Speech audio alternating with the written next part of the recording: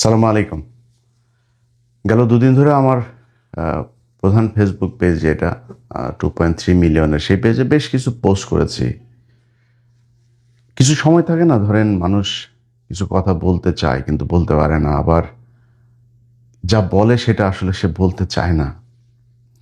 এই জুলাই মাস সেই মাস যে জুলাইয়ের কারণে আমার জীবনের অনেক কিছু সহজ হয়ে গিয়েছে। আমি বিশাল পাওয়ারফুল কেউ না, আমার রাষ্ট্রীয় কোনো ক্ষমতায় নাই, পদে নেই, কিছু নেই। তারপরেও আমি আগের চাইতে হাজার লক্ষ কোটি গুণ আমি ভালো আছি, আলহামদুলিল্লাহ। আমার মনে হয় বাংলাদেশের একদম নির্যাতিত, এই মুহূর্তে সবচাইতে বঞ্চিত যে বিএনপির কর্মী আছেন, তিনিও 2024 সালের জুলাইয়ের মাসের আগের থেকে এখন ভালো আছেন। অনেক অভিযোগ আছে, অনেক কিছু আছে, এরকম হইতে পারতো, এরকম হইতে পারতো, সেটা আমারও আছে। কিন্তু এই জুলাইয়ের কারণে, এই জুলাইয়ে যারা জীবন দিয়েছিল তাদের কারণে আজকে আপনারা আগের সেই মশারি গায়ে দিয়ে ধান খেতে ঘুমাইতে হয় না। অনেক কিছু পরিবর্তন হয়েছে।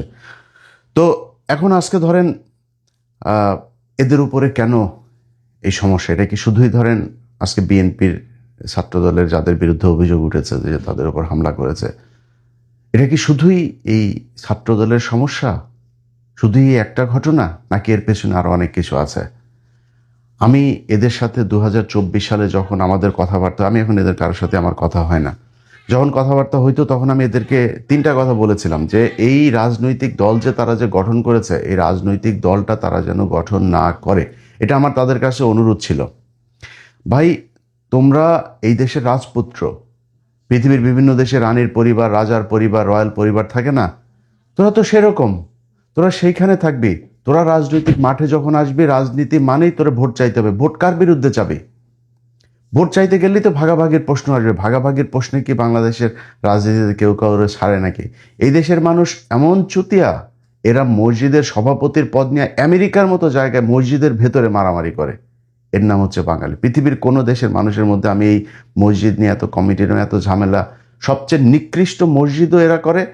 মানে আপনি যদি একটা আরাবিয়ান কোনো দেশের মসজিদে যান, আমি একটা আফগানি মসজিদ আছে এখানে, সেখানে জুমার নামাজ পড়তে যাই।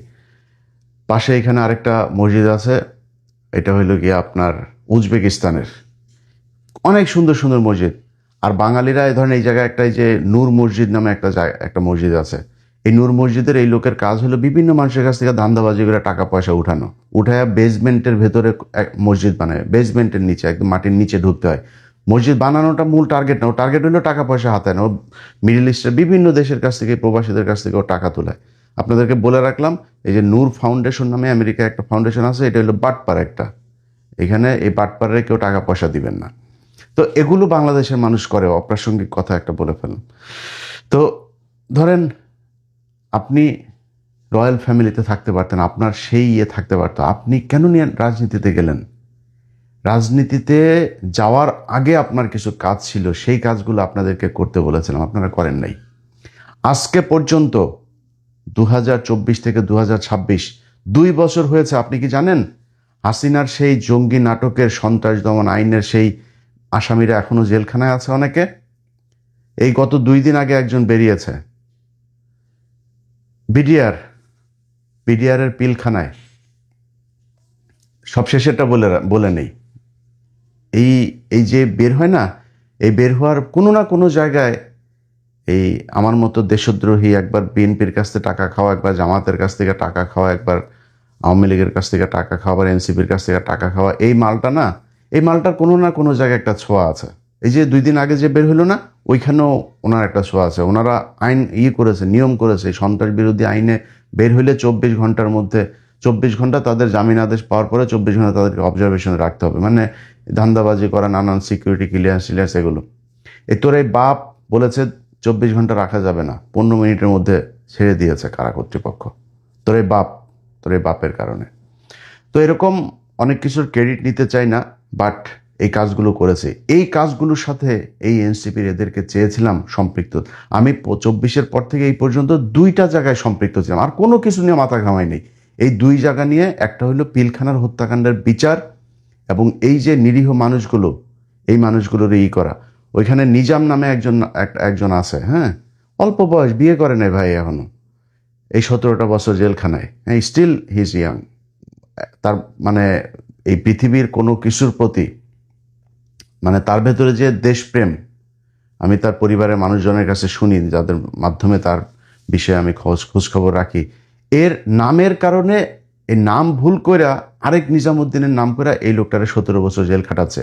এরকম করুণ ইতিহাস, করুণ গল্প বিডিআরের প্রতিটা পরিবারের সাথে ছুটিতে ছিল তারে ধরে নিয়ে করা হয়েছে, তার পোস্টিং ছিল আরেক জায়গায়, তারে ধরে এনে বানানো হয়েছে সে কনস্পাইরেসির সাথে জড়িত ছিল। এগুলো করে এই মানুষগুলোর পিলখানে রাখা হয়েছে। এই হাসনাতকে, আহারে ভাই, সার্জিসকে পায়ে ধরছি ভাই, একদিন আপনারা একটু যায়া এই বিডিআরের ওরা যে এইগুলো করে, প্রোগ্রামগুলো করে, এখানে একদিন একটু আপনি করেন, মানে সরি, সম্পৃক্ত হন। যায় নাই, একদিনের জন্য যায় নাই, নিতে পারি নাই। এই যে আলেমগুলো এখন পর্যন্ত আটক, আরে ভাই বিডিআরের লোকগুলোরে যদি আপনি ছাড়াইতেন, যদি এদের ন্যায় বিচার মানে হওয়ার জন্য চেষ্টা করতেন, এই 18,000 বিডিআরের লোক আপনার সাথে থাকতো, আপনার সোলজার হিসাবে থাকতো, আপনার আজকে মার খাইতে হইতো না। আপনি আপনার কাছের কোনো মানুষকে রাখেন নাই, খালি আপনারা ঢাকা বিশ্ববিদ্যালয়ের কয়েকজন আপনারা আপনাদের মতো করে তারপরে একটা কোরাম তৈরি করেছেন, করে এখানে এই যে প্রাইভেট বিশ্ববিদ্যালয়ের পোলাপানগুলো, এরা রাস্তায় না নামলে দেশ স্বাধীন হইতো। এই যে মাদ্রাসার পোলাপানগুলো, এরা রাস্তায় না নামলে দেশ স্বাধীন হইতো। আপনারা এদের কারোরে পাশে রাখেন নাই, আপনারাই হলেন গিয়ে মাস্তান, কয়েকজন টাকা পয়সা কামাইছেন, কামায়া এখন আপনারা বিশাল আকারে কিছু মনে করেন। ছাত্রদল না ভাই, ছাত্রদল পেটাইতে হবে কেন আপনাদেরকে? মনে করেন ওই যে আগে বলছিলাম যে টোকাই মুকাই আপনাদের জন্য যথেষ্ট, সামনে ভবিষ্যৎ আরো খারাপ আছে। হয় একবার এই জামাতের বিচির নিচে চাইপা ধরতে হবে, ঝুলতে হবে, নাহলে একবার বিএনপির বিচির নিচে ঝুলতে হবে। একা একা যায়া মেম্বারও হইতে পারবেন না। কিচ্ছু করেন নাই আপনারা এই দেশের জন্য, কিচ্ছু করেন নাই। 5 তারিখের পর থেকে, সে পেছনের ইতিহাস আর বলতে চাই না, কিন্তু 5 তারিখের পর থেকে আপনারা আওয়ামী লীগের লোকজনকে আপনাদের ওই রাজুতে আয় এক দিয়া তারপরে বিচারক কতগুলোরে আপনারা সরাই দিলেন। সরায় সেখানে কি কি লেনদেন হয়েছে আসিফ নজরুলের মাধ্যমে, আসিফ নজরুল আপনাদের কোন কোন ছাত্র নেতাকে টাকা দিয়েছে সেই কথা আর বললাম না। করেছেন তো। তো এরকম আর রাজুতে আসার জন্য ভালো কিছু কাজ করতে পারতেন না? এই পিলখানার বিচারটা চাইতে পারতেন না? আওয়ামী লীগের বিচারটা চাইতে পারতেন না? আওয়ামী লীগ যে আজকে যে এই যে ছাত্রদল আপনাদের উপরে হামলা করেছে, আমি বিশ্বাস করি না ভাই যে ছাত্রদল করা কোনো একটা মানুষ এনসিপির কোনো ছেলের চোখ উপড়ায় নিতে পারে বা চোখ অন্ধ করে দিতে পারে, আমি বিশ্বাস করি না এটা।